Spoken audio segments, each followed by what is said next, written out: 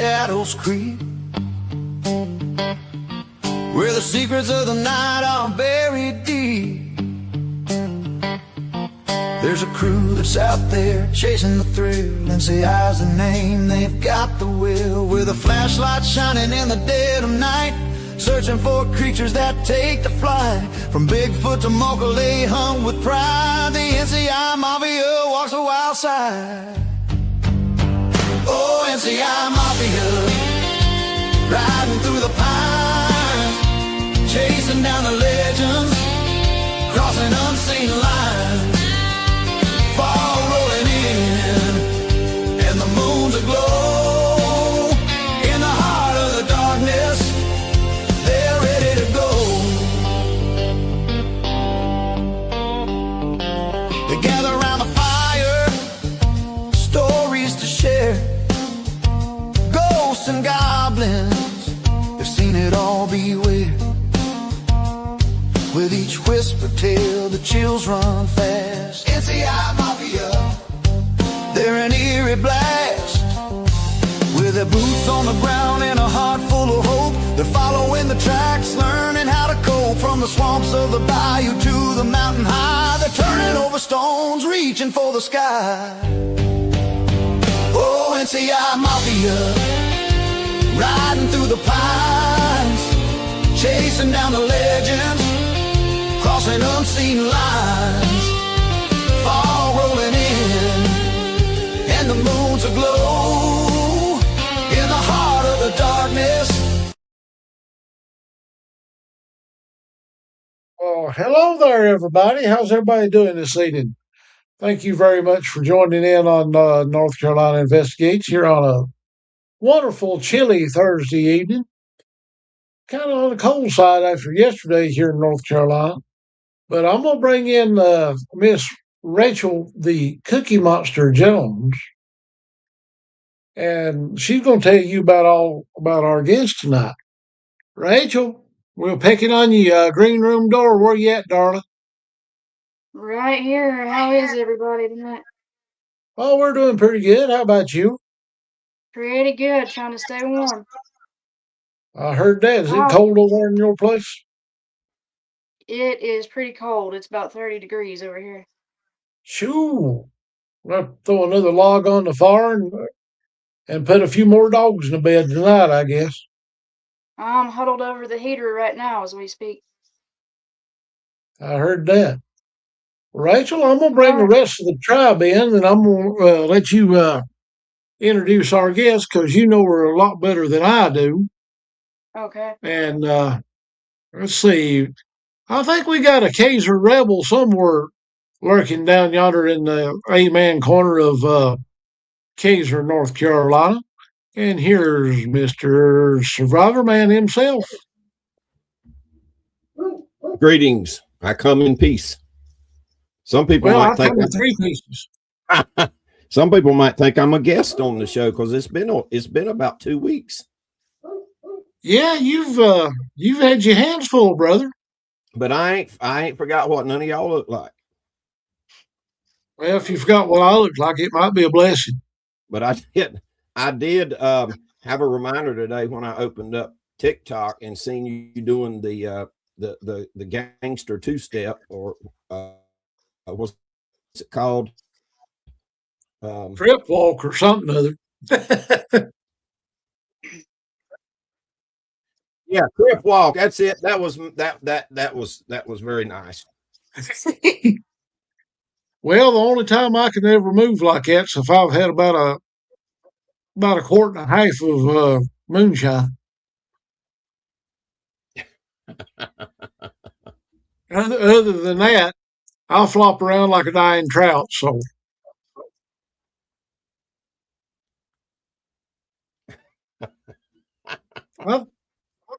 let's see what our resident Yankee up yonder in Sandusky, Michigan, got going on this evening.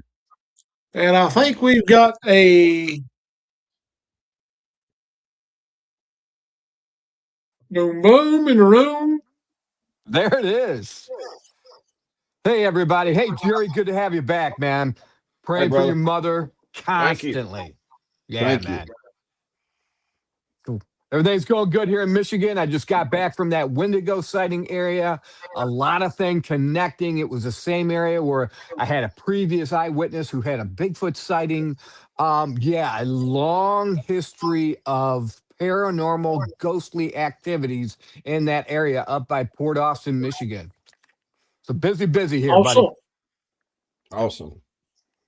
and let's bring in Rachel's handler, the one and the only red-headed stepchild who is the pimp daddy of Franklin, North Carolina. That's my agent. Pimp daddy. Pimp daddy. Yeah. How you boys doing today? Yeah. You doing all right? Oh, Lord. I can't wait because what a lot of this we're going to be talking about is right where I grew up and where Rachel's at. So I'm excited. I'm excited too. Fantastic. While everybody's all excited and getting ready and tuned up for this, we got to figure out how many people's been on Amazon.com to get George Lunsford's books. And we'll bring in the notorious, the illustrious George, therefore, Lunsford. What's up, guys? Hey, buddy. What's up, George? Paulie? George. I'm just riding around waiting for the short bus. If you find my pack of crayons on that short bus, make sure that indigo blue crayon's not broke. You got it, brother. I got you. Well, Rachel, since you know this lady, we're going to see about you bringing her on in. Tell us just a little dab, then I'll bring our guest on here because we don't want to keep her waiting too long because she might think we're too far of a cracked egg and send us all to the nervous hospital. Right. All right. I would like to introduce our very special guest. Oh, I've got a bad echo over here. Yes, you Mary do. Joyce. She is the editor of Starships Over Cachers. She also has some books. The Cherokee Little People Are Real, Bigfoot Beyond the Footprints, Spy in the Sky, and one on underground military bases. All righty, everybody, give a big warm welcome to our wonderful new friend, Miss Mary Joyce from Cashiers, North Carolina. Come on in, Mary. Hi there. How's everybody? Doing good. And you? I want you to know the guy Hi, Mary. just above me. I know you've got glasses and a hat on, and I know I see just a little image of you, but you remind me of, is it Carvel, the comedian? That imitates people all the time? Well, thank you. I'll take that as a compliment. Trying to Yeah, I think. mean, he's very, very well known, so that's not an insult. Wow, thank you. I thank you very much. I'll have to send you his full name. I'm going blank on it right now. Oh, that's okay. That's okay. Appreciate it. The rest of you don't look like anybody I know, so what can I say? That's probably a good thing. What you got going on in your neighborhood, Miss Mary? I moved to these mountains in North Carolina in 1998. And I didn't know that I was moving into a hotbed of unbelievable stuff. We have Bigfoot here. We have Cherokee Little People. We have underground bases. We have UFOs.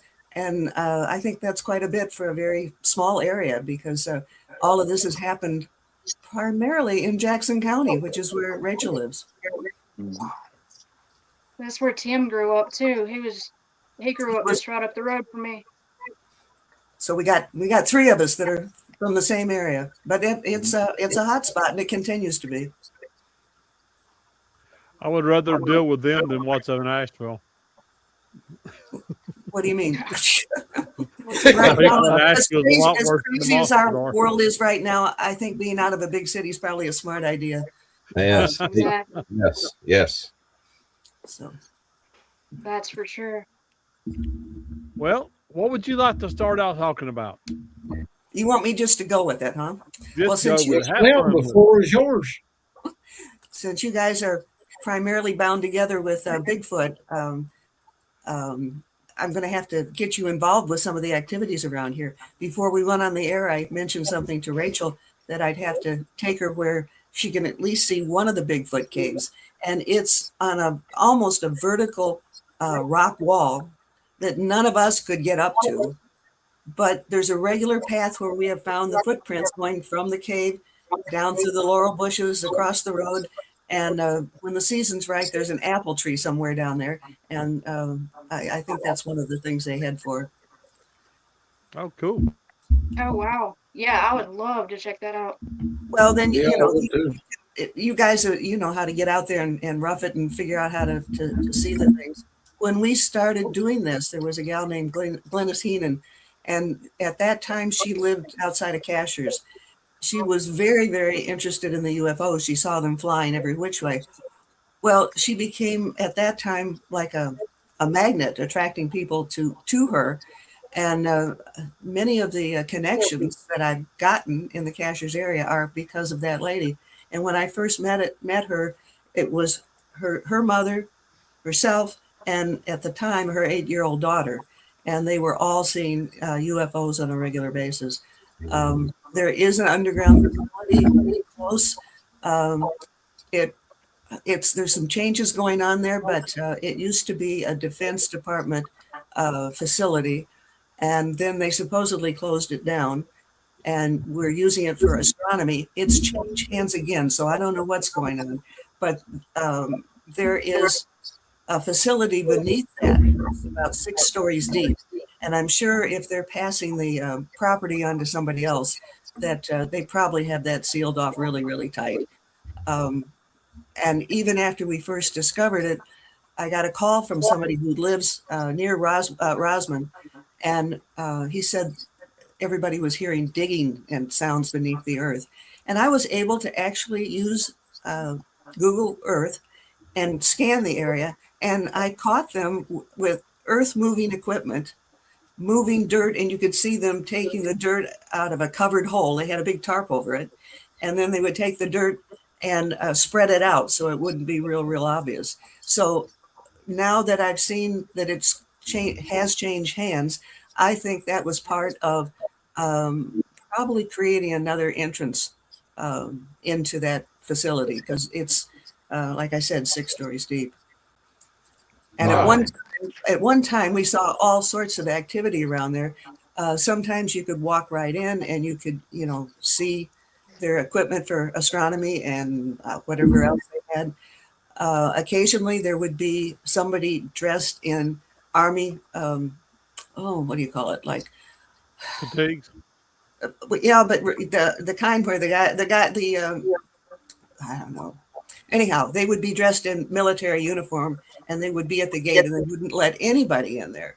And so sometimes you could walk right on, and sometimes you couldn't. And again, I'm talking about how things were not that long ago. With change in ownership, I don't know what's going on there. But they certainly didn't fill in 6 stories of facilities beneath that. Just Oh, no, change the I would access say to it's it. probably still operating. Probably, that's my feeling. And like I said, it originally was part of the Defense Department, and they monitored satellites and things. It's real interesting. So, I and think I another, know. to get into the kind of the woo-woo part of this, anytime I've gone there, I've had other people in the car. And when things were going on there, if we got too close, we would all feel this kind of icky feeling in your head. And we'd turn around and start going the other direction, and it would stop, turn around, and we'd feel it again. I call it people repellent. And I think that they probably send out electromagnetic energy or something that is not pleasant just to keep people from snooping around. I doubt that that's happening now, because in my own guessing, there's another way into that place now. And it may even be in South Carolina, because it's right near the border there. Wow. Wow. Probably use I low think frequency. I think I know exactly where you're talking about. I don't know if you. It's known as the Perry Center, PARI, Pisgah Astronomical Research Institute, but Mhm. it's been sold, so that's not what it's called now. Yeah, it's part of what we used to call the Balsam Ridge, I think. Mm, we have ridges coming together. There's one that goes east and west from like Franklin to Highlands to Cashers, but there's little ridges every which way. In fact, where I live, I'm between two ridges and I look up at the Blue Ridge. So you can really get hemmed in around here with the mountains. Yeah, you can. Perfect Yeah. place for And Bigfoot. Bigfoot love. They've got caves. They've got they live in caves too. And I'll just deviate all over the place. One of the old timers who's lived here all of his life, he said that he had Bigfoot on his private property. And so he took me there in his pickup truck, and we parked. We went on a gravel road, and then we got out. And the first thing he did was pull out a sickle, a cutting sickle. I'm going, what am I getting into? He just took the sickle in case we had to cut a path from overgrowth. But I was a little shocked at first when he brought that out. And as soon as we started walking into the woods, we heard this sound, and I can only describe it as like a bird sound that doesn't really sound like a bird. And that was right where we started to walk into the forest area. In the direction we were headed toward, there was like an answer with this unusual bird type sound, and then it got real silent. There were some footprints, fresh footprints, right where we started to go into the woods. So I'm pretty sure that they were communicating in that way, and they can communicate with many different kinds of sounds. It's not always that loud,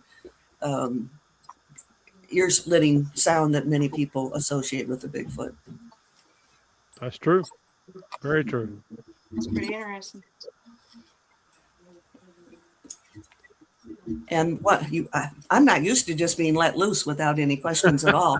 Oh, they're coming. They're coming. Well, go for it. It works better that way. I can bounce off of your questions a lot better than me just sitting here trying to pop up stuff, because there's a whole lot there and I wouldn't even know where to start. So you start where you're curious.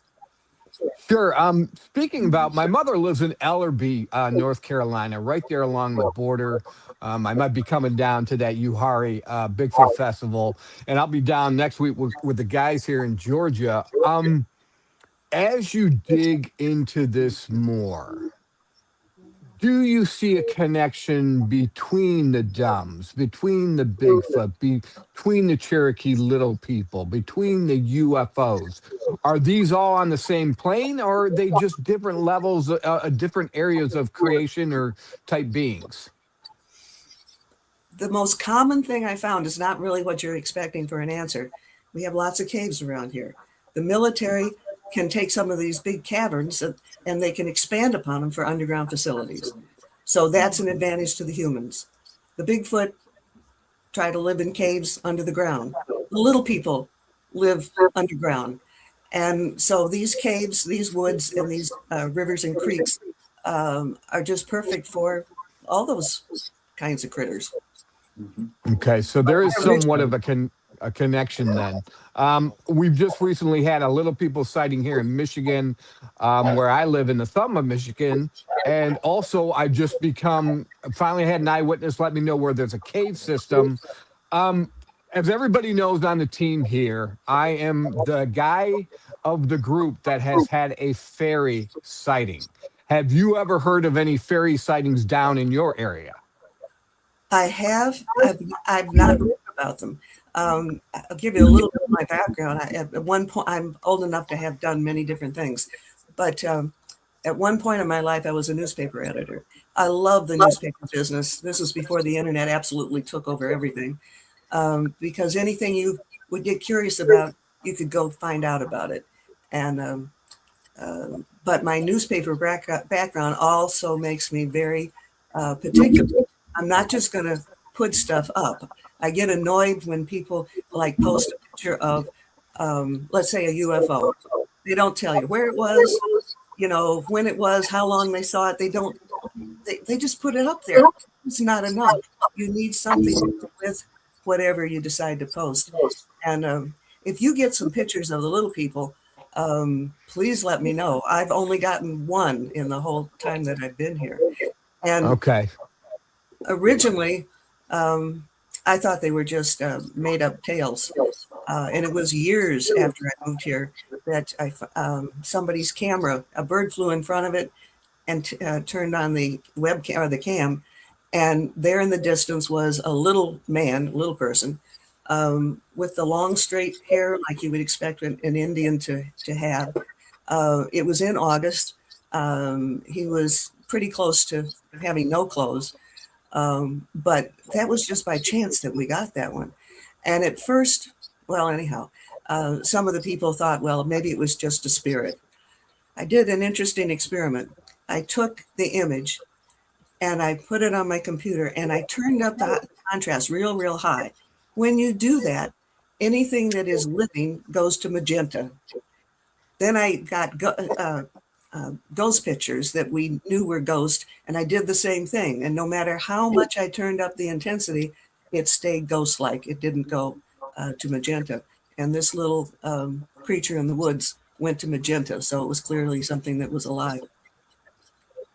Wow, that's interesting because my fairy sighting, because now I'm like, okay, what do I classify fairies as? I was classifying them as a certain type of siren, like mermaids are sirens, but maybe the fairies fall in the little people category. And the fairy I saw was a grayish blue or a bluish gray color.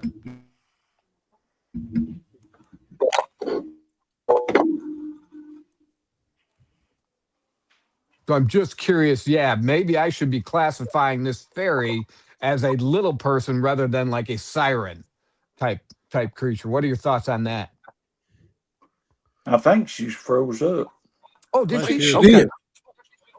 All right. I thought she was doing like you guys do to me when you just kind of turn your head and cock your head like, okay. I still think the fairy falls under a supernatural.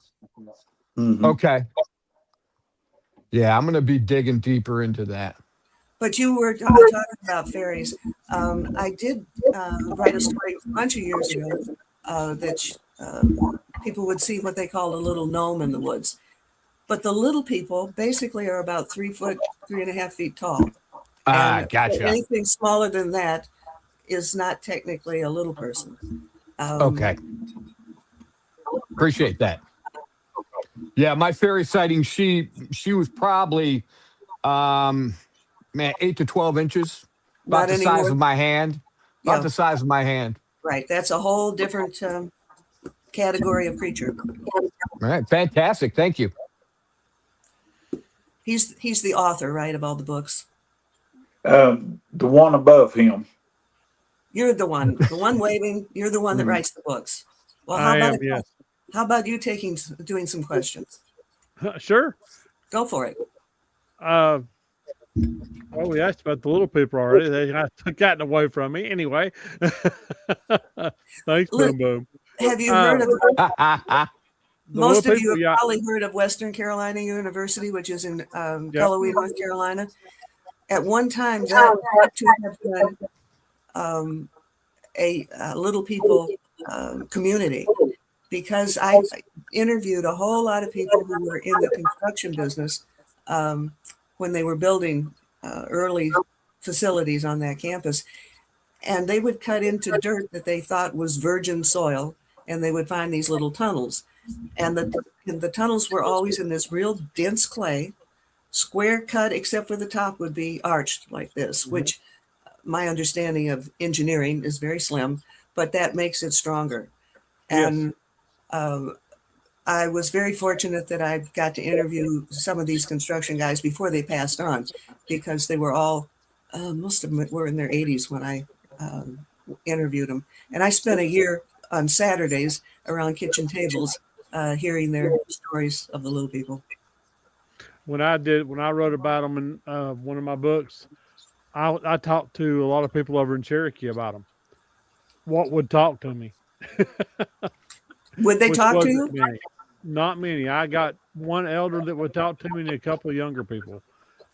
The elder he's long dead now, but he had some interesting things to say. You know if the At one time, accessible? the Indians wouldn't talk to white people about the little people because they didn't want to be laughed at. we don't laugh at them so easily anymore. So more of them are willing to talk. But they really you need to build a rapport with them before they will start to open up. Well, see, I've Because some, worked over there off and on. I worked over there every month for last 9 years, almost 10 years. So everybody over there knew me. when you say work there, what did you do? I took care of 2 of the banks over there. Oh, the banks. You're not going to catch a Bigfoot there, though it would be a great disguise, wouldn't it? No, only thing you catch over there is a lot of stuff coming in from the casinos. So, Gotcha. but yeah, when I was riding, I talked to a bunch of people over there, and I got to know a lot of them over there. Matter of fact, I know the only Indian over there named Homer. Huh. So, Wow, that's novel. yeah, it lives on Rattlesnake Mountain. So, you know. But Gotcha. yeah, they the reason that he said that they wouldn't talk about them is they're afraid to mention them, because if they if they talked about them, or they was heard talking about them, that they'd be cursed by the little people. The worst thing I've ever heard about the little people is that some of the old timers, especially down, I'm trying to remember, there's a place even west of here where the population of the Indians is actually higher than the reservation. I'm talking about full-blooded Indians. Yeah. And many of the old timers within the Indian community would put food out for the little people at night. And the worst I've heard is that when they forgot to put the food out, the little people would take pebbles and stuff and start throwing them on the roof to remind them, hey, where's the food? That's Wow. Wait, I take it back. I do have a story where I was out on the reservation in South Dakota and got to meet a woman at the time who was 29. Her father had been a shaman, and she had some natural psychic gifts and stuff. And she told a story about taking her grandmother and then some of the kids to one of the creeks where they would go fishing. And the boys found a little cave off the side of the creek, and they went in there and they found miniature size bow and arrows. Let's see, what else was there? But there were a number of things, all small size, and they took them. Well, when they brought them home, the grandfather got really, really upset with them and told them to take that back, not to mess with them. And the way the little people reacted to their stuff being bothered was that for a while they were bothering people's chickens and, killing the chickens and doing things. It didn't last a long time, but if you're a little person, what are you going to do the protest? And that was a protest. Well, from the fellow I talked to, he said that they would actually lure children. If they were mad enough, they'd lure the children out into the woods. And then what? There's a variety of things that they could do from there. They would even take and get them lost. They could lure them away from home and take them down into the earth. Different things like that I've talked to them about. So do any of these people know of somebody taken like that who's returned? He never mentioned it. It's hard enough to get him to talk any bit about it at all. And when I brought Spearfinger up, he just automatically shut down. Yeah. At one time in my life, I worked for major corporations and did the whole corporate stuff, and also did the newspaper line of work. When I came to the mountains, I wanted to have a job that would give me mental freedom and time to do some of my own projects. Because if you're working for a corporation, they own you. And I got a job managing a health food store. That proved to be a wonderful place for contacts. People would come in and they would get used to you. And eventually some of them began to share some of their stories. It was at that little health food store that I learned, I got my connections for the little people stories. It was there that I got connections to the bases that are hidden under the mountains. So again, you have to build up a rapport, whether it's with white people or Native Americans. The rapport has to be there before you're going to get the really good stories. In fact, there was one couple, and he was doing, I don't know if he was a forest ranger, but he worked in the Cherokee area, back in the woods. And he and his wife would come in with some regularity to the health food store, and they would start conversations about tiptoe around UFO topics. And finally, I said, well, why don't we get together and, some of these stories would be great to share. I met them at their camper trailer, and they had been, checking me out over several months, and they decided they could trust me. And the story they wanted to tell me was not about Bigfoot or UFOs. It was about this facility that we talked about recently, which I'll just call Perry, Pisgah Astronomical Research Institute. That was the name for many years. And she's the one who grew up in a facility where her father had very high security clearance, couldn't talk about his job. I mean, so she grew up in that atmosphere, and it was because of things she learned being in that circle that she knew about the Perry facility. So that was a wonderful connection. Again, was made through the health food store, and they checked me out for several months before they told me. Oh yeah, yeah. People, if they have the information, the only way they'll talk to you is if they find out everything they can about you first. I found that out a few times. They have to know you're trustworthy. A lot Yep. of people aren't, so I don't blame them for, Oh no, and I've never used anybody's name that didn't give me permission. I've never used any story that I didn't have permission to do or nothing. And that's what you've got to anything I do. anything I do on the website, which is skyshipsovercashers.com, I run it by the person I've interviewed before I ever post it, so they can okay it or they can correct or change things. I just think that's fair. Oh yeah, I agree 100%. But I do have a question for you. Okay. Are you believing that the mountain lakes is where the UFOs themselves are hiding at?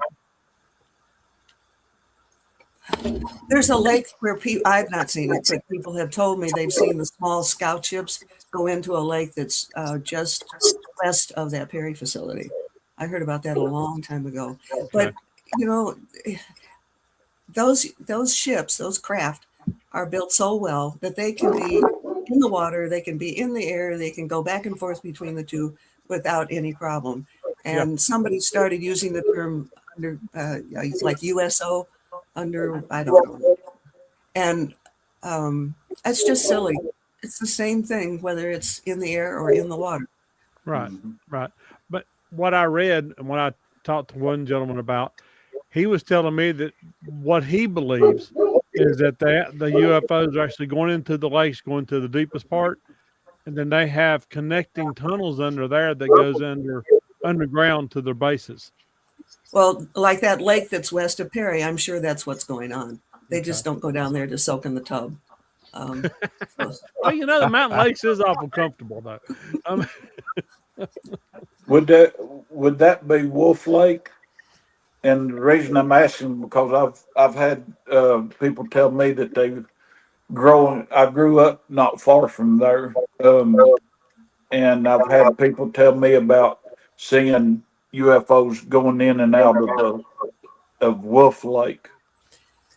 I'm going to have to get a map out and look at it again, make sure I have the name to go with that lake. The lake I have seen, this one is not very big. It's not a Yeah. large lake. But nevertheless, the small craft will fly in there or have in the past. Yeah, the where I grew up in Shook Cove, which is on the opposite side of Little Canada, and you've got Cedar Cliff, and then Bear Creek, and then Wolf Creek, and then you got Hennessy Creek or Hennessy Lake, and but the only one that I've ever heard them talk about them coming in and out of was Wolf Lake. I'm sorry, I don't have the answer on the top of my head. I how just know deep it's a is Wolf Lake? small lake west of Perry. That's all I know at this point. If I get a map out, I'd be able to tell you. But I'm not good at multitasking when I'm at the computer. Some people could be talking to you and over here searching for something in the files. I seem unable to do both at the same time. That's all right. That's all right. Hey Tim, how deep is Wolf Lake? Good gravy. I'd say 150 foot at least. Okay. if not if not more. Well, that would be definitely a good place to be hiding in that deep. I've not been on it in years. They was done some upgrades to it in Cedar Cliff, and I've not been on it in years. And that's just trying to remember what it was from growing up fishing. You know what I mean? Yeah. Well, I mean, if it's that deep, that's plenty deep enough to hide a craft in. Hmm. I mean, if it's sitting on the bottom and your fish finder goes over, that's usually all it's going to be going off is a fish Yeah. finder. You're not going to notice it. So they can go in and out with immunity, and you'll never know. I don't think they're hiding out. I think most of them in the small lakes. I really do think that they somehow connect to an underground facility. I Yeah, don't that's think what I meant. they don't need to. Yeah, They just hide that's under the water so you can't go by and look at them. And Wolf Lake just happens to be one of the lakes that they've not built around. It's not that much of a recreation lake. They don't do a lot with it as far as keeping it stocked full of fish and all of that stuff. And that could be one reason why. But the less people that's on it, the less eyes that sees anything. That's and true. also, and I think I have one or two pictures buried in the archives of the website. Um, People have seen UFOs hover over a body of water, and they're like sucking the water up. So whether they're flying up there or they're landing down here, they need water just like we do.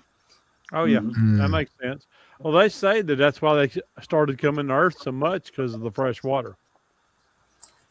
Because That it's makes something that's sense. I mean, very we unique. definitely are a water planet. Yeah. Yeah. Yeah, we've got multiple sightings up here in Michigan. You know, we're surrounded by the Great Lakes, where I just was the other day, Port Austin, multiple sightings. We'll be heading up to Traverse City later this year, multiple UFO sightings. So, yeah, definitely nonstop. I read a clip the other day about up there in the Great Lakes. There was actually a report of a mothership going into the water up there. Wouldn't doubt it. These And lakes are huge. oh, I know. They're like mini oceans. Mm. One of the books that I've done is called Spy in the Sky, and it's been blocked in so many ways because the powers that be don't want that information readily available for people.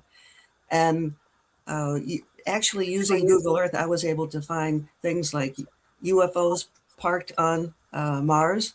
Um, I found a pyramid on the moon, a white one, and it's on the side facing Earth. It's amazing what I found just using Google Earth. It's getting harder and harder to do that because they're always busy with their little brushes trying to cover things up. Yeah.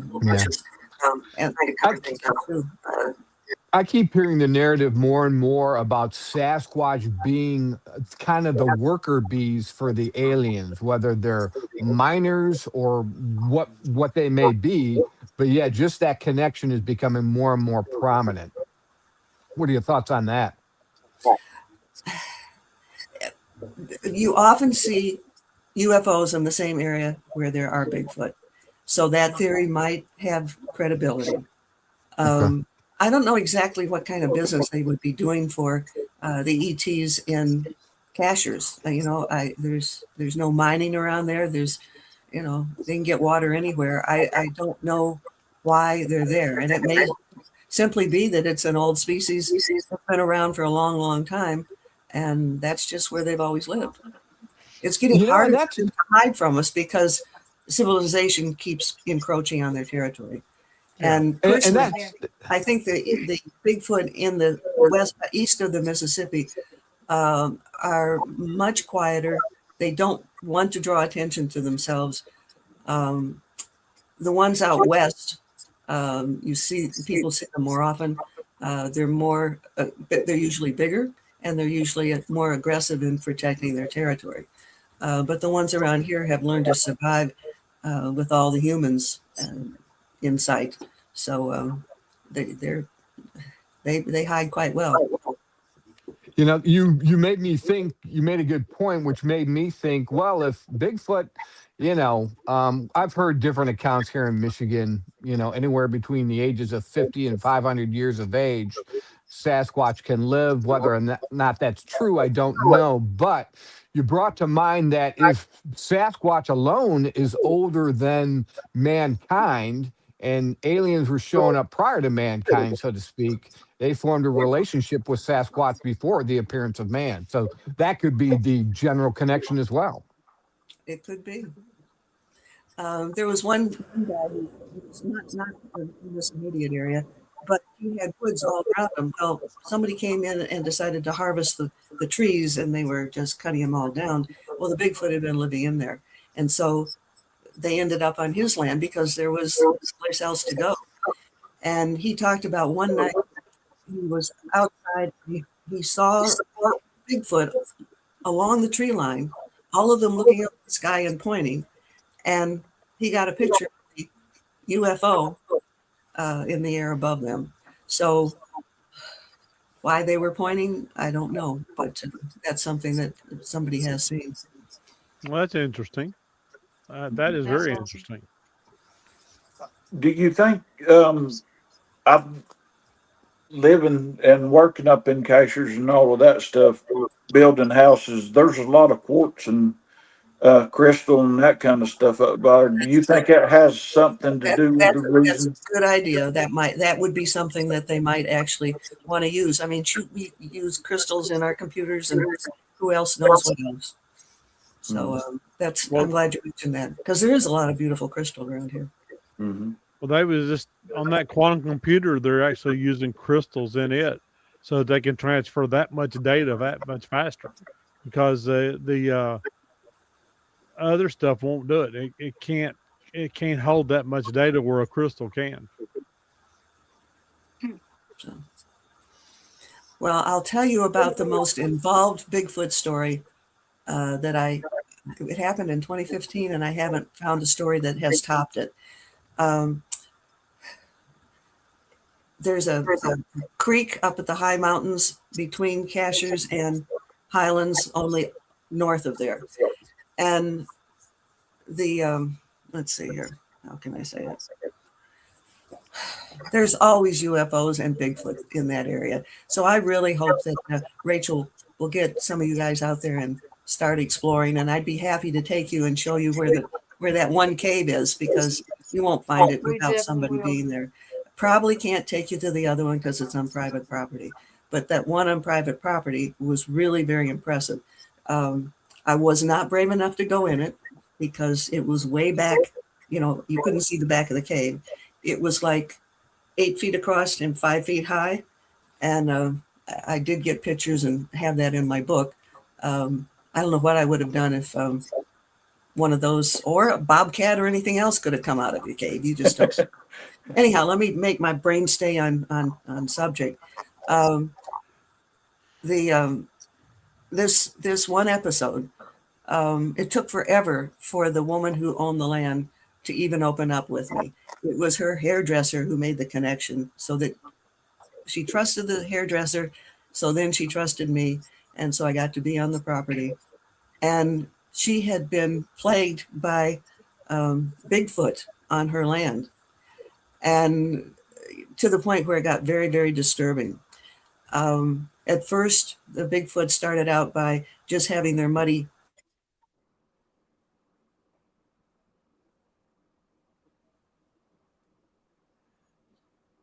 I think she froze up.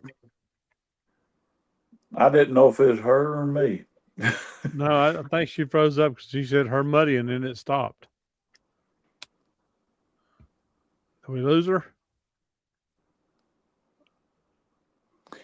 How come they got to keep freezing her right at the important parts? I know.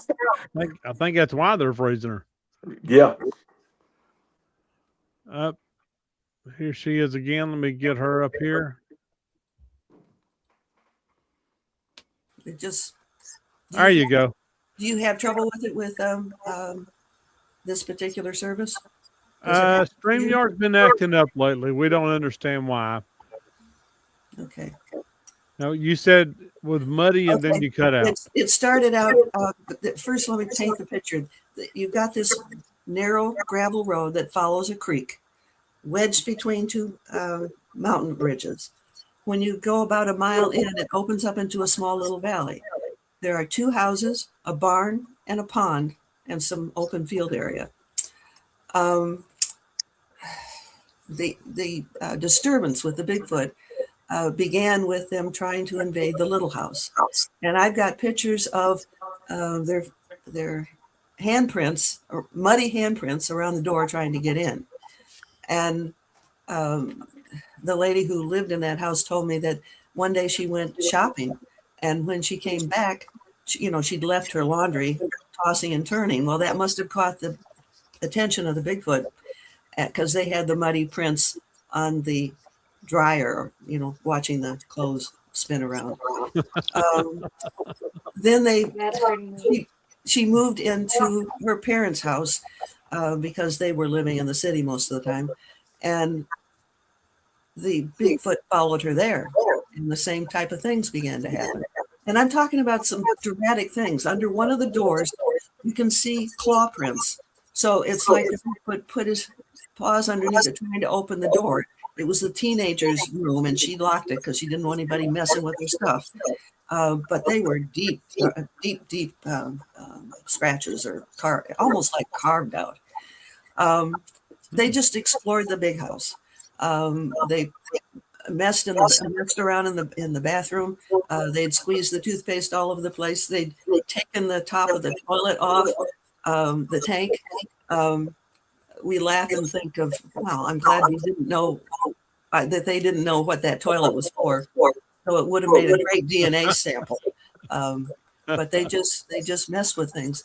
And oftentimes it's family units with the Bigfoot. Typically it's mother, father, and two offspring usually. And I believe that the little ones had fun being up in the bedrooms, and they were drawing on the wall, not like our kids would do, but drawing on the wall. And I know it couldn't have been the large Bigfoot because it was all below the light switch. And so that was another piece of evidence we had from there. We were trying to figure out why they suddenly had become so aggressive. And here's the answer. I'm giving you the short version of this long story. Okay. They had somebody working on the dam that created the pond. So you have a creek, they dammed it up, and that created the pond. So a guy was out there with a jackhammer, and he suddenly went through what he thought was, hard rock, period. It created a hole, and all the water drained down there. The Bigfoot were pissed because the humans had flooded their home beneath that place. That's what started all of this. And we brought somebody out there who is quite good at telepathic communication with humans and with animals. And she conveyed that nobody intended to do that they were very sorry. I don't know what word she used. She went off and did it by herself. But after that happened, they quit causing trouble. They understood that it wasn't done intentionally, but it also explains why their hands were always muddy. Yeah. Let's see, what else can I say about that story? Oh, and then after that happened, the Bigfoot left a gift at the front door of the house. And it was an old, it almost looked like old burlap, kind of wadded up, and it had some coins or shiny things in it. It was left at the door, I guess like a peace offering. So we went from the people on the land being scared to death, and the woman even got a bodyguard with a gun to be with her when she would be around the house, because she moved off the property. That's how much it disturbed her. But even she is not so afraid of them anymore. Well, that's cool. That's awesome. Yeah, they like gifting. They like being gifted too. We did a food experiment where we would put different kinds of food out of an area in the laurel bushes where we would find the footprints, and we knew the Bigfoot went through there on a regular basis. And so we would put out food just to see what they liked and they didn't like. And basically they like to eat like human children. They like sweets. We even put asparagus out there. That is one thing that they tried and spit it out. So they didn't like that at all. Amen. But as you know, they love apples. They love peanut butter. They love, believe it or not, they do not like oranges. And at first, we thought that maybe they didn't know how to open it up, so they cut it open. They still wouldn't taste it or eat it. So why they wouldn't take the citrus fruit, but they would take an apple, I don't know. Well, they're not used to it. It's something different. You know, Yeah. now if you was down in Florida, they'd be taking them. That's probably true. Yeah. Probably true. Now, see, I do know one thing that they absolutely love, and that is honey peanut butter. You're the second person in a 2-week period who has somehow brought that topic up, that they love the peanut. That's a good combination. I can see why they would like it. Yeah, they licked the jar clean and left it open for me to bring more. We also experimented with the containers. We used a 6-pack container, like, 6-pack of beer, and put the food in there, and we left the lid just a little cocked. And they tipped it over and took the stuff out. We put a basket out there with a handle. They wouldn't put their hand in there. They would tip it over. One day we put a basket out there without a handle, and they were not hesitant. I think that they must know about getting their hand caught in a trap or something, because they were very cautious about trying to get things out of these containers. I believe that. Wow. I know they don't like natural peanut butter. They don't like it at all. Are you talking about a brand of peanut butter or what? Well, I put another trap out to try to get a video of them, and I hung it up upside down so the oil from this natural peanut butter, where you had to actually stir it up to make peanut butter, I hung it up about 10 feet and let it drip so you could smell everywhere. Well, they didn't touch it, but they eat all of the meat snacks that I left on the ground. But they wouldn't touch that. No, they wouldn't touch that. You think they thought it was a trap? I think they figured it wasn't the peanut butter they wanted. Interesting. Apparently they wanted Jiffy or Peter Pan, but I didn't leave it for them. Interesting. What I found with the Bigfoot is really how human they are in so many, many ways. There's a wonderful story of a man who was a deputy sheriff someplace in Florida, and he retired early because he had cancer, and he moved to a place in the forest up here, and along an old logging trail. And the first thing that caught his attention was he heard like children playing in the water, splashing around. He couldn't figure out what that would be because, there's nobody around. Where would kids come from? Well, one night he was on his, I guess, front porch looking out, and he had a light near where he parked the car. And he saw this family of Bigfoot cross the little logging road. And it was always in the same order. It was the mother first, then the kids, then the father. So the mother would cut the path. They'd have the kids between them to protect them. And the big guy was at the last, overlooking them all. And that's the way they crossed places repeatedly. That's cool. And this guy became friends with the male Bigfoot. Again, it's just something about taking time and trust. And he had an organic garden. He was trying to be healthy because of the cancer. And he would be out there working in his garden, and this Bigfoot began to show up. And this man even named him. He called him Fred. And he shared part of his food from the garden with Fred for his family. And they were just friends. So I've run into a lot of what I call really heartwarming stories, which I absolutely believe. I like to interview people in person if I can, because then you really get a feel of how sincere they are, or if they're, imagining more than what's really there, because you always have to look out for that when you're in these areas of Bigfoot, little people, and UFOs. You better have your evidence. Oh, And I agree with you 100%. like I mentioned to you earlier, well, it doesn't matter. We already went through it. There is. Can you see the whole screen? You got to look at this. At the bottom down there, it looks like you're a mermaid. Can you see the body? Do you Oh see? yeah, yeah, who me? yeah. Yeah, yeah. It does. I just now I lost my That's train the, of thought because I'm going, man, he looks like a mermaid. that's the Is ugliest that my mermaid I've body? ever seen. That's one handsome mermaid, guys. Come on. I There, love I'm it. swimming. I'm swimming in I the love water. it. I can barely see it. Y'all are tiny. I'm trying to do this off my phone. I've got multiple screens. Well, I love the name Fred. I've got a Sasquatch eyewitness who's named his Sasquatch here in Michigan, Neil.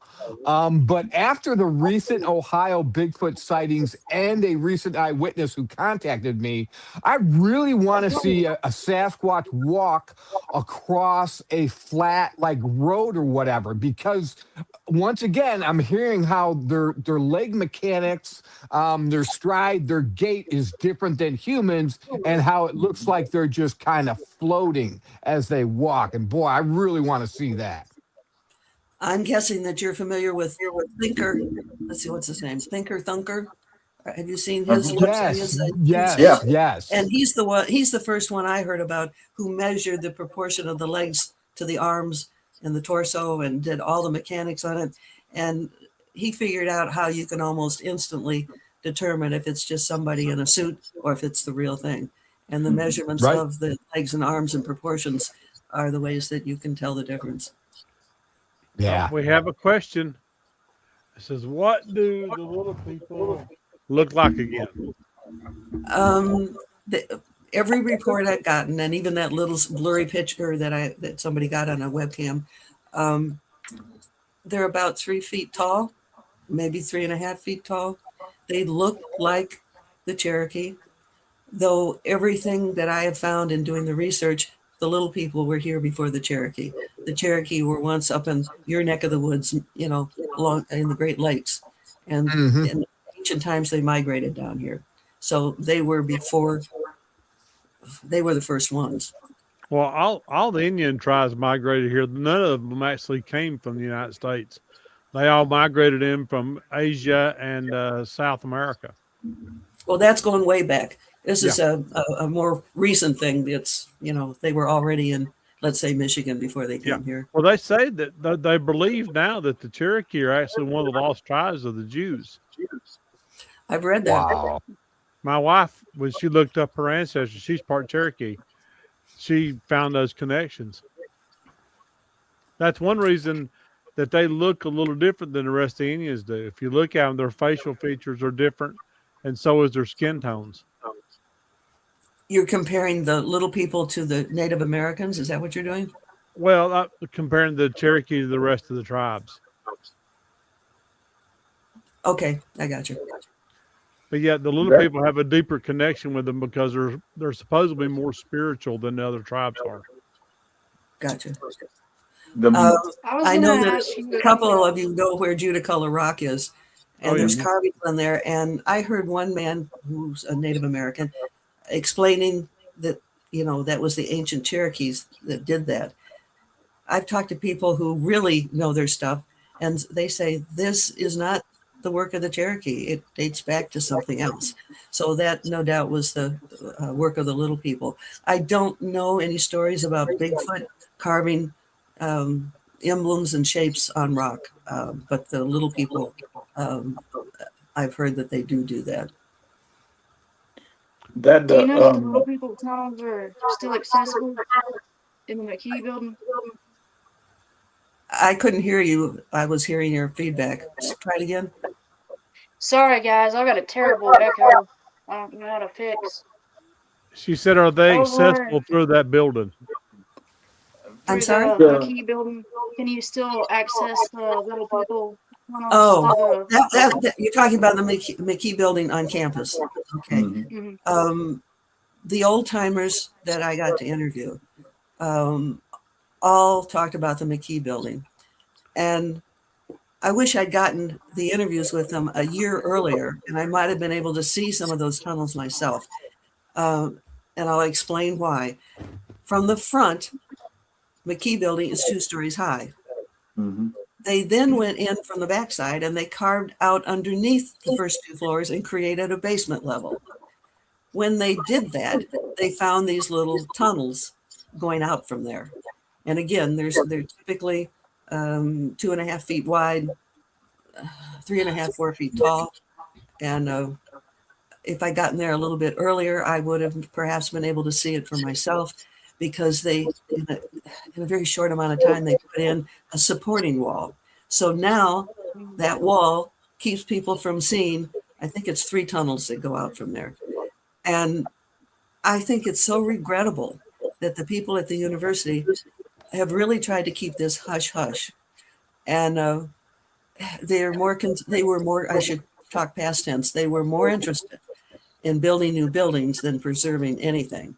But if they had preserved just a couple of those tunnels, along with the little skeleton that they found, it would be like a magnet to attract people to go into anthropology or, some other related field. They were always hiding stuff. There were one guy contacted me. He was a businessman, but he had graduated from Western Carolina. And he said one day he and his buddies were down by the creek just playing around. And the head of security came by and he was holding a box a little bit bigger than a shoebox. And they asked him what it was. And he said it was some of the bones of the little people that he was going to go rebury someplace else. So they were doing everything they could to keep their building projects going. Well, they can't acknowledge them, because if they acknowledge them, it stops their building. I know, but they could have preserved some of it, couldn't they? They could have, but they won't, because it's going to interfere in them making money. And that's what all this is about. They'll never acknowledge fully until the big UFO stops over top of the White House and we get pictures of it. They're never going to fully admit to UFOs, even though they're little bit at a time. They're never going to do Bigfoot or any of the other cryptid creatures, because if they do, they're going to lose lots and lots of money. And that's what the whole thing is. It'll stop all the logging and all that stuff. Probably true, but very regrettable. I agree 100%. But actually, China now has a way of turning sand into paper. You're kidding. I didn't know about this. Yeah, they have a new process now over in China they're experimenting with to turn sand into paper. So they're using trees. Why are you laughing? Because he said turn sand into paper. I thought, yeah, we already got it. It's called sandpaper. I use it all the time up the shop. Not the same thing, dude.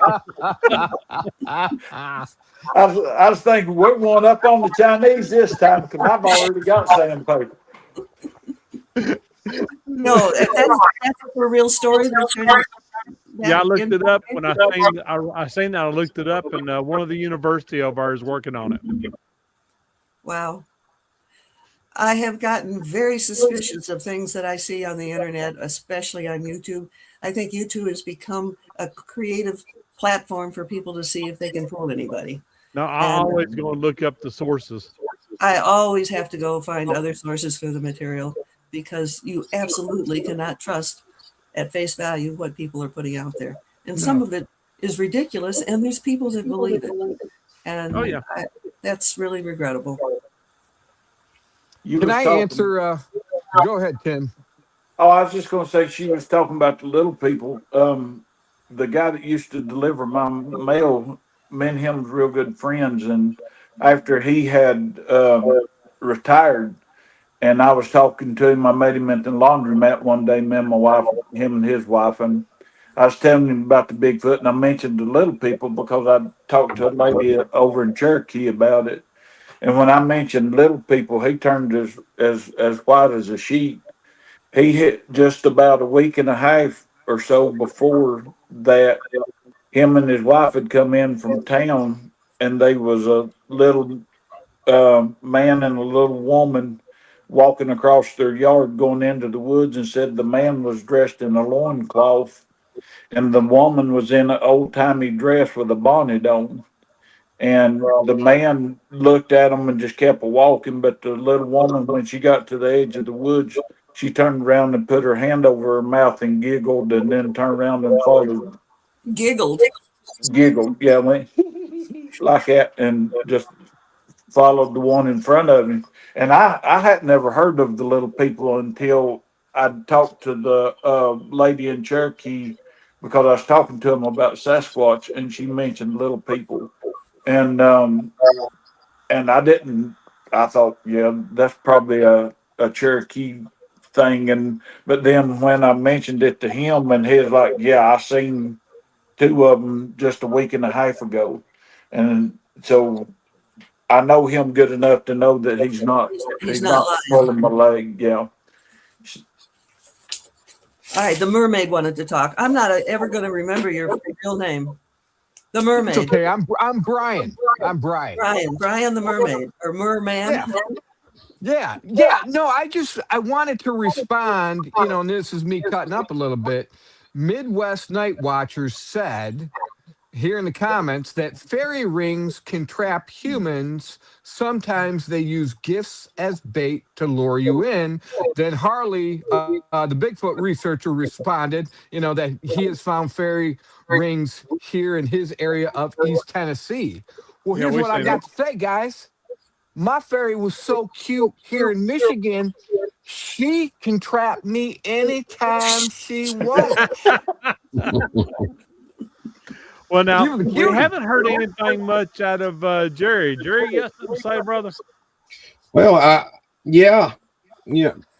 Prior to a few years ago, I had heard, of course, from my great grandfather growing up, he would talk about the little people, even saying that, it was, if we were bad, they might just come and snatch us. If we were good, they might bring us something. But he said that if they got into the house at night, they would move along the walls of each room and not through the middle of the room. And that's neither here or there, but that stuck with me over the years. A few years ago, my wife and I was down in a remote area on Ward's Creek, and we found that track of very small prints. And I assumed at the time that was just a baby squatch. But since then, a couple people, namely Robin Moonshadow, saw the prints.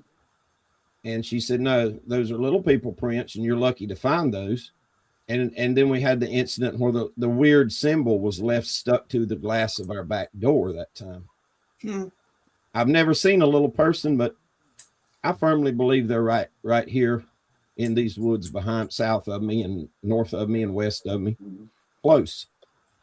I believe you. I want to talk about teenagers.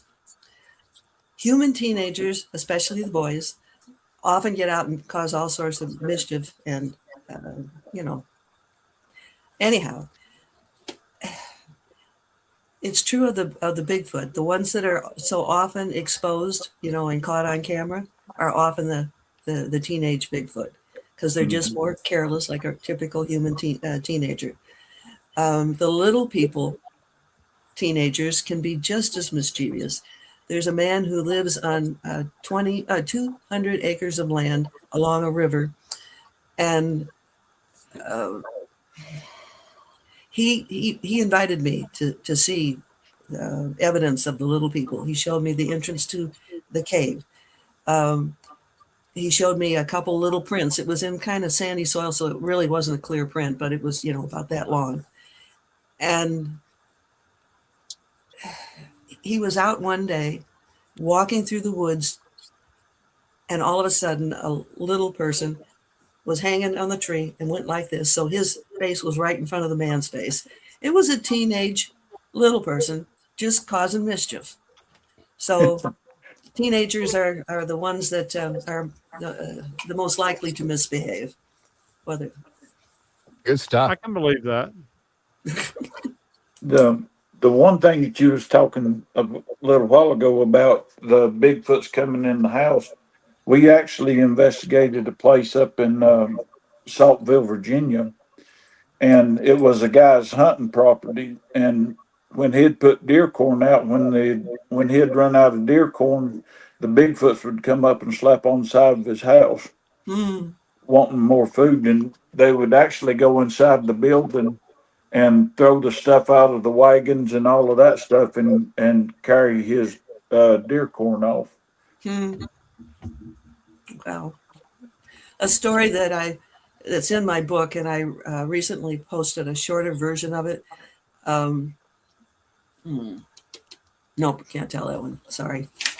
Some of these things I can't. I mess up confidences, so I have to be a little careful. Excuse me for that lapse. No problem. That's okay. I'm going to get your books. I'm excited. Thank you.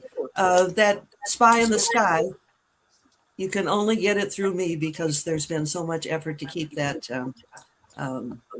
from being circulated. And I finally gave up on Amazon. I have 5 books on Amazon, and that's the only one where I've had any trouble.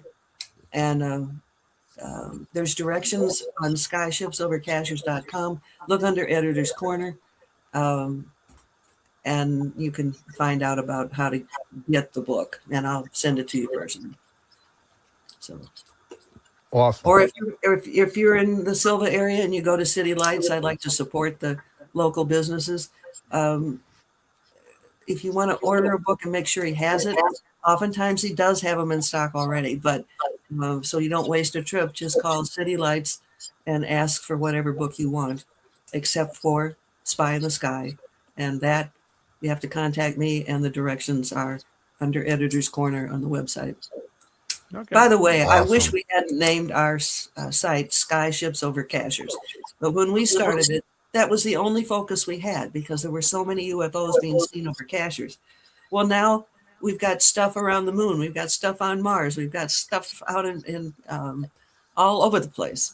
And I really wish we'd picked a different name, but you can't change it in midstream because, we've had this since 2008. And, you just don't go change things after it's gotten known that way.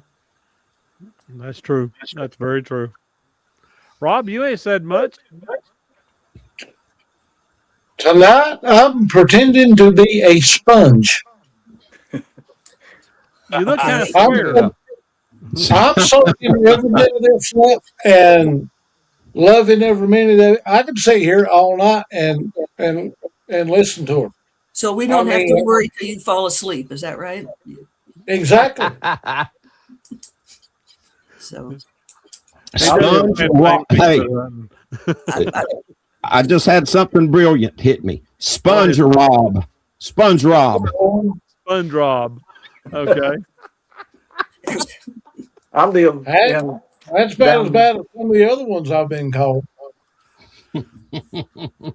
I live down in Franklin now, and I've seen 2 UFOs down here near our airport. that's a nice airport. Yeah, and in the middle of the day, it was, I mean, just as plain as day. And where they was at, you're right. The places where I saw them, I know there's Bigfoots in that area. The part of the mountains that they was over top of. If you look it up on the map, they was over Burning Town Gap, which is between Franklin and Nantahala. They're pretty well spread out. You don't usually see them in like little. They're usually just family units when you see multiple UFOs. You never see signs of a whole big cluster of them, like a tribe setting up camp someplace. I haven't heard any stories like that. So, Well, Miss Joyce, what you should do is we're going to be over in Clayton, Georgia on the 21st. Stop by and see us all. is it John Stamey? Is he in charge of that? Oh, yeah. Yeah, I went there actually quite a few years ago, and that's when I met Robin McCrae, I believe is her last name. Mhm. And she's had Bigfoot living on her land since she was a child, and she can communicate with them, and they're not afraid of her. Anyhow, I met her through that convention down in Clayton. Well, that's Her where cute story. Her we'll be cute there. story was about a pony, and she had a pony that wouldn't stay in its pasture, and so every night she would take a very, very long boat rope, you know what those are like, and tie him up. And in the morning, he'd be gone. Um, they even took the very large water container, and it was gone and in the woods. She found it later. Yeah. And she found a pony with the rope all wrapped around the trees, multiple skinny trees. And the pony couldn't have done that because the looping was above the pony's head. And the part of the story that is the most touching is that when she looked at her pony, there were little muddy butt prints on the back of the pony. So the Bigfoot were taking the kids out for rides on the pony. And the pony must have loved their company because he was always trying to get out. And that's where he always ended up, was with them. Oh, that's funny. Wow. That's That's funny. awesome. That's pretty cool. I'll tell you what that makes me think of, Mary. What's Here that? where I live, our pasture backs up to the deep woods down in the creek bottom, and very often the creatures will come and actually take our big water containers and drag them downhill or pick them up and carry them, because they never, when they drag them downhill, it still has most of the water in it. Now sometimes they'll come into the barn and turn the water over, but then they take and right the container back upward. So you reminded me of that's some teenage Sasquatches being mischievous. It's always the teenagers. Yes. Yeah, they're trouble. Almost as bad as Boom Boom is. Or Harley. You Boom, guys boom. don't get the half of it. Boom, boom. I'm restrained. And I can't get over the way you look like a merman. Hey, Honey, you look like a little animated cartoon.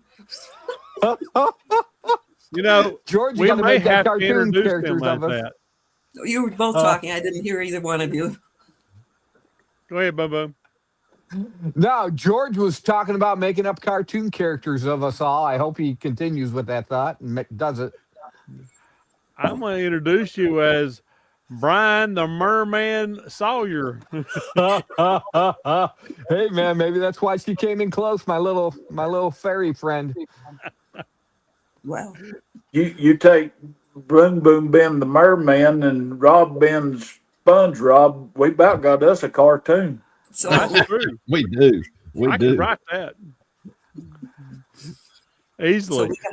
we got a few more people to nickname. You gonna come up with those? You need 3 more I'm nicknames. just George. Oh, you're the Cookie Monster, right, Rachel? No, that's her. I'm the Cookie Monster. You're Cookie Monster. So the only one is the guy who's right smack in the center with the nice bright orange shirt. Oh no. He's got lots Go of ahead names. and tell him your nickname. Stud Muffin. He is the What? Stud Muffin, which he was given that name by a bunch of women over in the UK during a live show. You're And kidding. he also gets called the redheaded stepchild. Okay. I hear my mama calling. I gotta go. I can't play with you guys no more.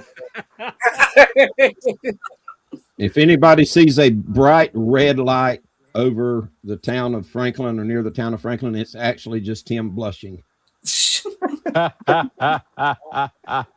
while there, I was getting a number of people contacting me who had seen UFOs over Franklin.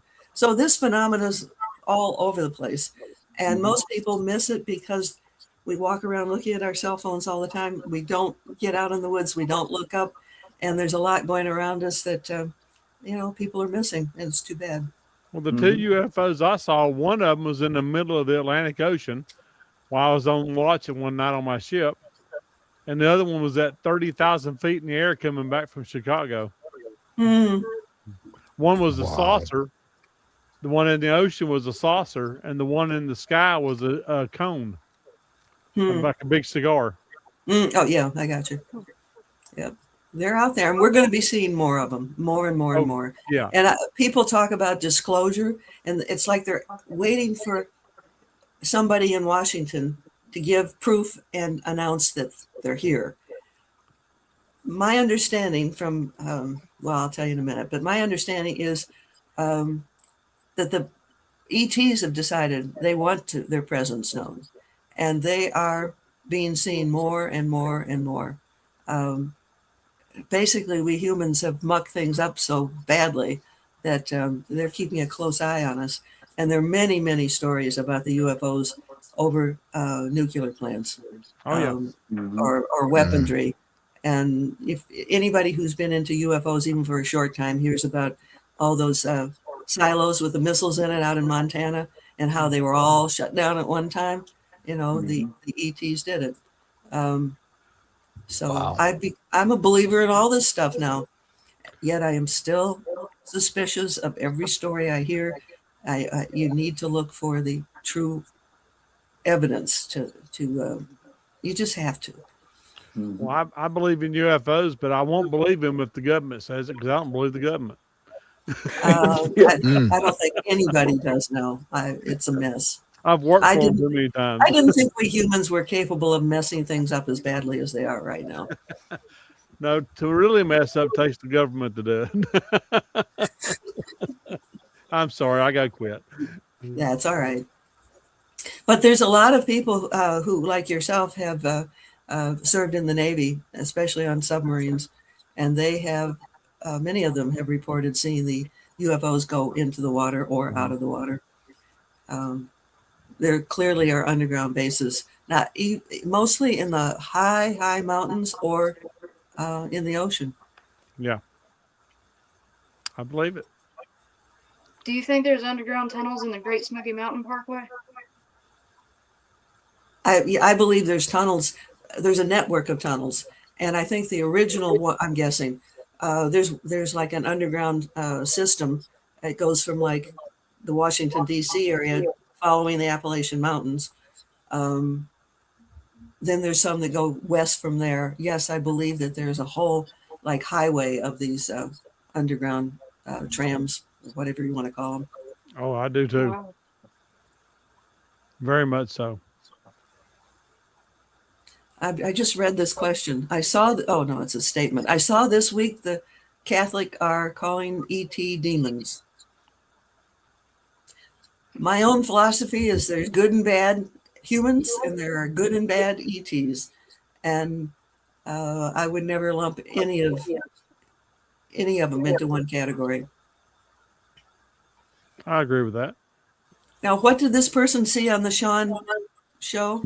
Sean interviewed a priest who specialized in exorcisms, and the priest was speaking about the sudden upsurge in the reports of UFOs, and I guess he just talked just for a split second about no, those aren't aliens, those are demons, and that was his belief, and I believe that he was simply talking about the beliefs of the Catholic Church, at least the Catholic upper hierarchy in Rome or in the Vatican. Well, the Vatican has tons of information buried in their libraries, and hopefully some of that information will eventually be released. So the good thing is they've saved a lot of information. The bad thing is that, I don't know, they kind of control people too much. Religions Very do much. that. I agree with that. 100%. Now you're the mermaid. Look at the screen. Tim, you're the mermaid. Well, that fits because he's a fisherman. A lot of good fishing places around here. Oh, Yes, yeah. ma'am. Well, Rob, And we've hit that iron 23 minute.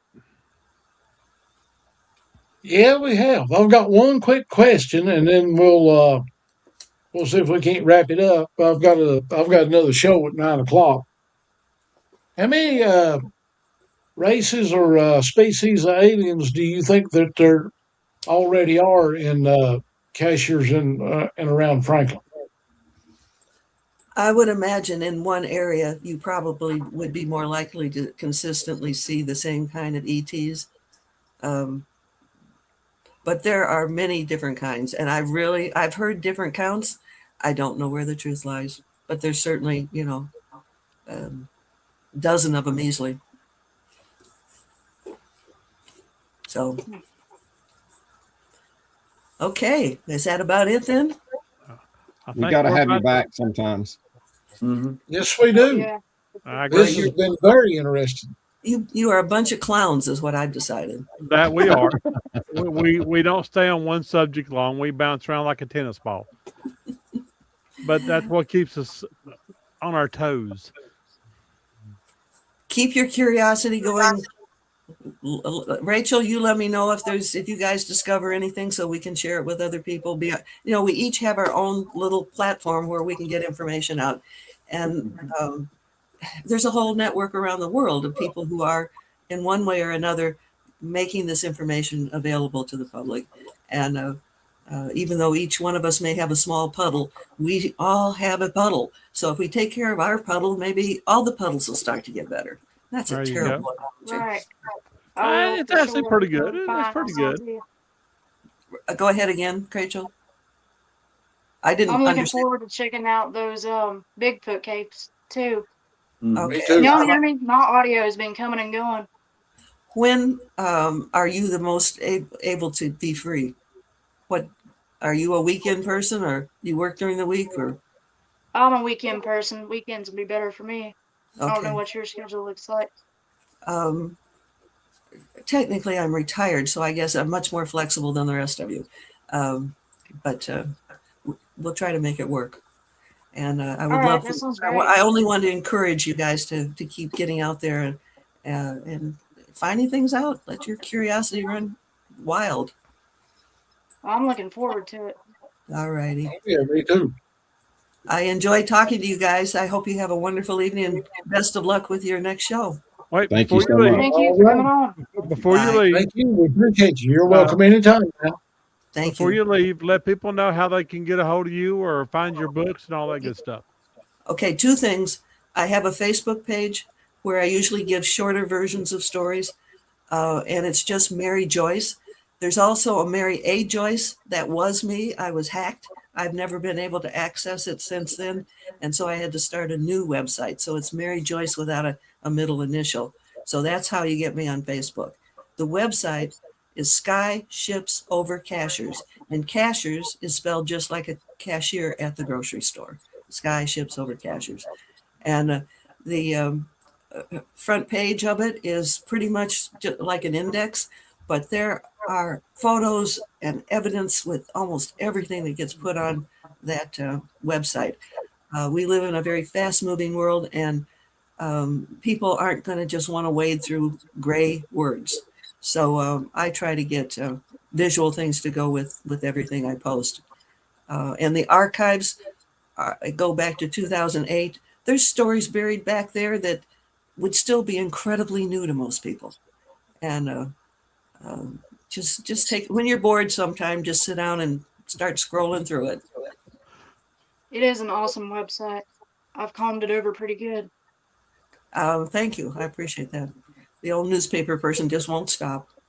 So, Ain't nothing wrong with that.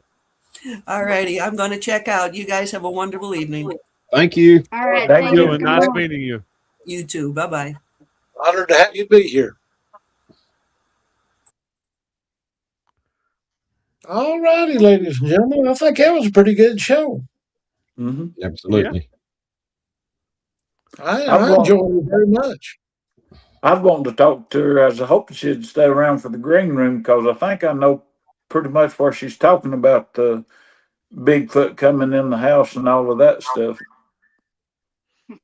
Because Well, they ain't but a couple, one or two places like she's talking about between Cashers and Highlands. That sort of narrows it down. Yeah, that's for sure. well, Saturday when we go to Georgia, we can sit down and cuss and discuss on that one. And if it's this is a figure of speech, a 3 minute detour, we might go smoke it out. We can. Well, actually, we'll be going up to our other spot. Yeah, because we'll have Oh, Boom yeah. Boom. Yeah. And Rachel. Is Rachel going? Yeah. Oh, it's Oh about boy. time. When is that? This weekend? No, Next 21st. weekend. Oh, yeah. On the 21st, right? There's certain things that I have brought from where we have come from. I do have a rag and some chloroform to get her to Georgia if I have to. So I'll go willingly. I'm yeah, that's excited for good, that. Ray. We may even get her up on stage. No, Yeah. I don't think so.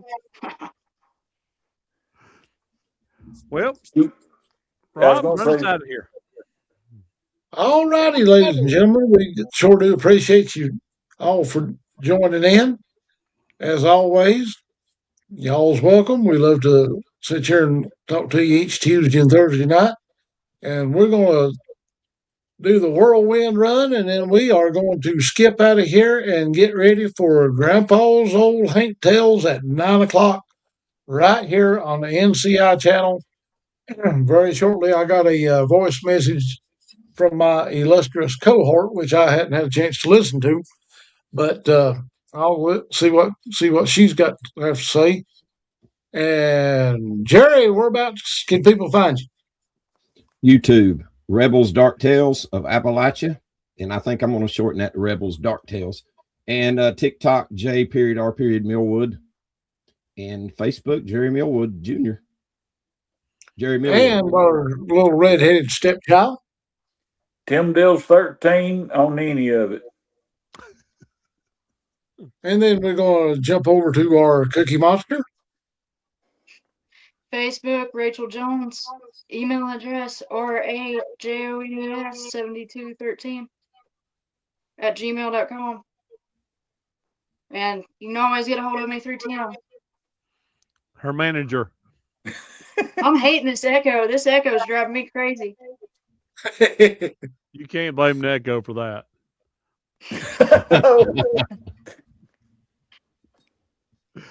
And our illustrious, notorious George, therefore, Lunsford. Therefore. All right. Y'all can find me on most of the social media. Just look up George Lunsford or author George Lunsford. Or you can go to authorgeorgelunsford.x10host.com and I'll be there, or I'll be in the woods. What about you, Mr. Robert? Me? Yeah, Oh, you. I was the one we was forgetting, but Yep. you can usually find me at the barn. You can find me at the Walmart. You can usually find me and Jerry Saturday nights, 7 o'clock at the Nervous Hospital eating meatloaf and trying to keep the 5-year-old out of trouble. But more importantly, you can find me here each Tuesday and Thursday night on the NCI channel. You can find me on Facebook, also on TikTok NCI, and anywhere else in between. I'm like a bad penny. You never know where I'm going to show up. And But you with can that, find ladies and gentlemen, Boom Boom Uh-huh. at Bigfoots of Michigan or Bigfoots of America. You can find Boom Boom. he did sneak out of here on us, didn't he? I did. A little sneaky snake. But anyways, as usual, y'all be good, behave, and be pretty. And above all else, bicycles. We're going to let old Uncle Vince take us out of here.